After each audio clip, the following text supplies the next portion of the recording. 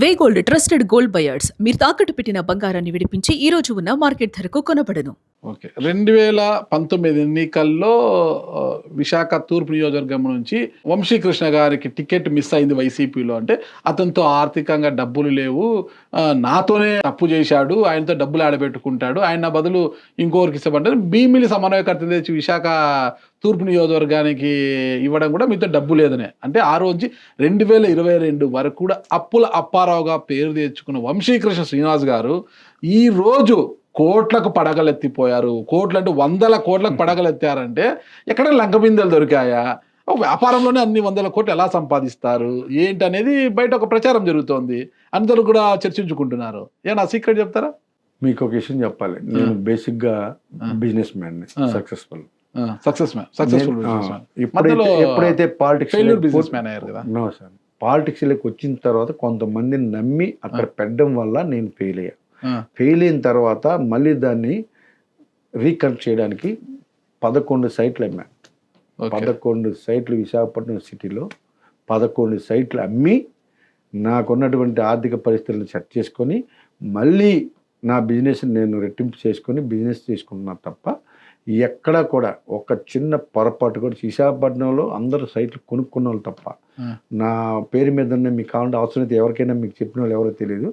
నా పేరు మీద 60 ఎకరాల ల్యాండ్ అనకాపల్లి చోడవరం వెళ్ళే రోడ్లో 60 ఎకరాల ల్యాండ్ అమ్మేశారు. 12 సైట్లు విశాఖపట్నం సిటీలో అమ్మేశారు. పాలిటిక్స్లో అక్రమాలు చేస్తే అలాంటి పరిస్థితి ఉంటుందా? మీరు నమ్ముతారా? ఎవరైనా నమ్ముతారా? నేను కష్టపడి అప్పటికి 14 సంవత్సరాలు, ఇప్పటికి 26 సంవత్సరాల పాటు కష్టపడి నేను నిలబెట్టుకున్నటువంటి నా ఆస్తిని 60 ఎకరాల ల్యాండ్ అమ్మడం జరిగింది. అలాగే 12 సైట్లు సంవత్సరానికి ఒక సైట్ కొనేవాడిని విశాఖపట్నంలో. అలాంటివన్నీ కూడా అమ్ముకున్నాము. నేను అలాగే నిజంగా కూడా అంత అక్రమాలు కానీ మీరు అనుకున్నట్టు చెప్పిన విధంగా చేస్తే 12 సైట్లు విశాఖపట్నం హార్ట్లో ఉన్న 60 ఎకరాల ల్యాండ్ అమ్ముకోవాల్సిన అవసరం నాకు లేదు. అసలు ఎవరి వల్ల నష్టపోయారు, ఎందుకు నష్టపోయారు, అన్ని సైట్లు ఎందుకు అమ్ముకున్నారు? పక్క పాలిటిక్స్, మరో పక్క బిజినెస్, అవి రెండు బ్యాలెన్స్ చేయడంలో కొంత ఒక ఇద్దరిని నమ్మి. ఆ ఇద్దరు ఎవరు? వాళ్ళు పొలిటీషియన్ కాదు, వాళ్ళు బిజినెస్. వాళ్ళిద్దరిని నమ్మి అబ్జెప్తే కంపెనీని లాస్లోకి తీసుకెళ్ళడం జరిగింది. అది కారణం మాకు ఒక వెజల్ డెమరేజ్ రోజుకి 50 లక్షలు ఉంటుంది, పర్ డే 50 lakhs ఉంటుంది. డెమరేజ్ల రూపంలో పోయిందే 40 కోట్లు ఉంటుంది. సో అలాంటి అన్నిటినీ తట్టుకొని 150 లారీలు ఉన్న నేను, 40 లోడర్స్ ఉన్న నేను, కంపెనీ కొలాప్స్ అయిపోయింది. తర్వాత ఈ సైట్లు అమ్మి మళ్ళీ ఇవాళ ఒక 80 లారీలు 40 లోడర్స్తో మళ్ళీ పోర్ట్లో నిలబడడం జరిగింది. మళ్ళీ చక్రం చెప్తున్నారు. అది సుదర్శన్ చక్రం కాదు, వంశీకృష్ణ చక్రం ఇది. ఓకే, అవసరం కదా. మా ఫ్యామిలీ 50 సంవత్సరాల అనుభవం సార్ ట్రాన్స్పోర్ట్. 2024 ఎన్నికల ముందు నాకు ఒక చిన్న కామెంట్ వినిపించింది. జిందాల్కి సంబంధించిన ఒక కోల్ని అమ్మేశారు మీరు, అది మళ్ళీ పెద్ద గొడవ జరిగింది, రాజీ కుదుర్చుకొని ఎంతో కొంత కట్టించారు. మీరు అనుకున్నట్టుగా జిందాల్కి నాకు అసలు కాంట్రాక్టే లేదు. నా మీద పోర్ట్లో ఒక స్లిప్ మిస్ అయినట్టు కూడా కంప్లైంట్ లేదు. ఒక స్లిప్, ఒక లారీ డంపర్ మిస్ అయినట్టు కూడా కంప్లైంట్ లేదు. మీరు ఒకసారి చెక్ చేస్తే వైట్ పేపర్, మన జీవితం మొత్తం వైట్ పేపర్. మీరు వెళ్ళండి, పోర్ట్లకు తీయండి. ఎప్పుడన్నా ఒక బండి, ఒక డంపర్ మిస్ అయిందా? ఎప్పుడన్నా ఒక కాగితం మిస్ అయిందా?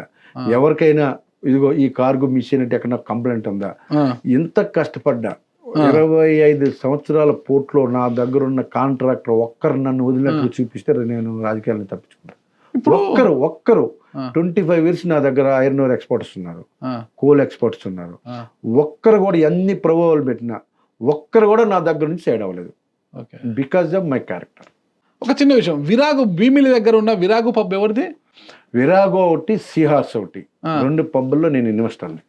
నేను ఇన్వెస్టర్. సిఆర్జెడ్ నిబంధనలకు వ్యతిరేకంగా ఉందని జీవీఎంసీ అధికారులు వచ్చి దాన్ని క్లోజ్ చేశారు. నన్ను చెప్పిన 2 పబ్బులు ఉంటాయి. 2 పబ్బుల్లో ఆ రోజు వైఎస్ఆర్ కాంగ్రెస్ గవర్నమెంట్లోనే ఆ పబ్బులు కేటాయించడం జరిగింది. ఆ 2 పబ్బుల్ని నా మిత్రుడు నాగార్జున ఉంటాడు, అతన్ని హ్యాండిల్ చేస్తుంటే వాళ్ళిద్దరు పార్ట్నర్స్ ఉండేవాళ్ళు. వాళ్ళిద్దరు కలిసి